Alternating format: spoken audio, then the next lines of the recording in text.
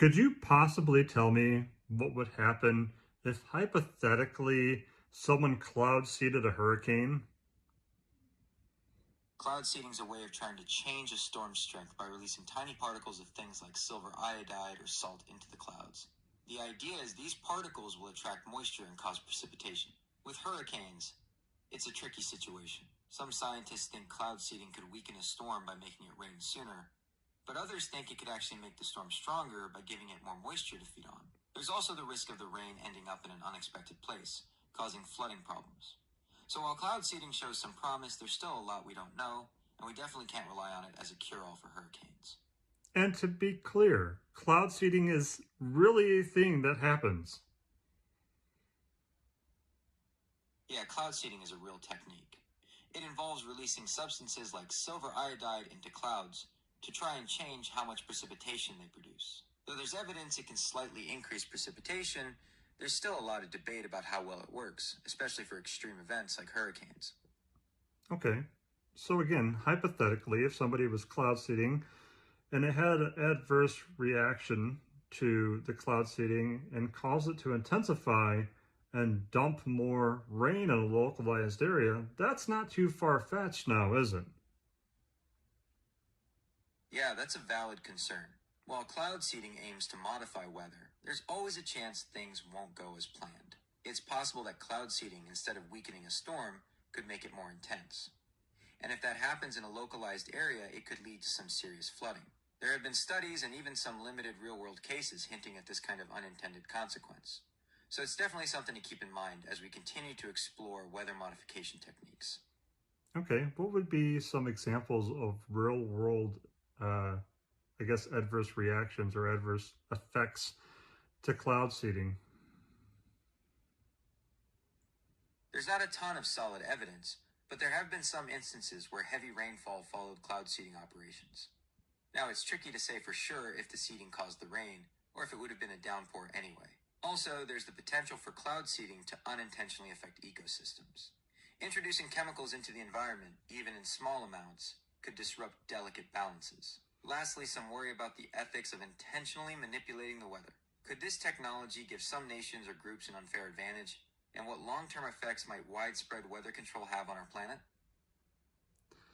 Okay, talking about chemicals and other things, people have reported seeing and finding little blue-like gelatins that had fallen to the ground during rainfall during a hurricane, some even claiming that it was sodium polyacrylate. Now, what would sodium polyacrylate do to a storm if it was done during cloud seeding? So it's true that some people have reported finding what looked like blue gelatin after storms. There have been claims that this stuff is a chemical used in cloud seeding called sodium polyacrylate. Now, sodium polyacrylate itself is a water-absorbing polymer, not a cloud seeding agent. It's possible that if something like that were in the air, it could potentially interact with moisture in the atmosphere in unexpected ways. But it's also possible the blue gel had a different source entirely. To be sure what effects something like that would have on a storm, we'd need a lot more research and controlled experiments. What would be the hypothetical unintended consequences of sodium polyacrylate being introduced into a storm during cloud seeding or just introduced into a hurricane? All right, let's get hypothetical. If you were to dump a bunch of sodium polyacrylate into a storm, here's what could happen. First off, since this stuff absorbs water, it might actually make the storm stronger by giving it more moisture to work with. But it could also soak up so much water it becomes heavy and falls back to the ground, potentially causing localized flooding or hail. Introducing any chemical into a complex Hmm. system like a hurricane is risky. There could be all sorts of weird reactions we just can't predict, so it's best to avoid experimenting with stuff like that in real storms. But could that be used in cloud seeding or has it been used in cloud seeding? Or have there been other incidences of sodium polyacrylate being used or found after a storm or during a storm? There's no evidence linking sodium polyacrylate to cloud seeding.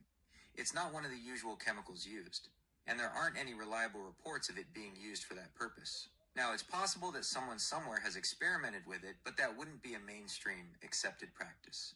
Also, while there are reports of blue gel-like substances falling from the sky, especially after hurricanes, Those are most likely just harmless byproducts of other stuff in the air, like pollen or industrial pollutants. Okay. But to be clear, if sodium polyacrylate were to be used, or even cloud seeding were to be used, it could potentially have adverse side effects, such as, I don't know, causing heavy rainfall and localized flooding. Absolutely. Anytime you try to modify something as complex as the weather, there's a risk of unintended consequences. Even cloud seeding, which is a relatively established technique, can have localized impacts like heavier rainfall in certain spots. Introducing something new like sodium polyacrylate adds another layer of uncertainty. We just don't know enough about how it would interact with the atmosphere or the storm itself to predict exactly what might happen. Okay, and what would be the dangers of cloud seeding, other dangers of cloud seeding?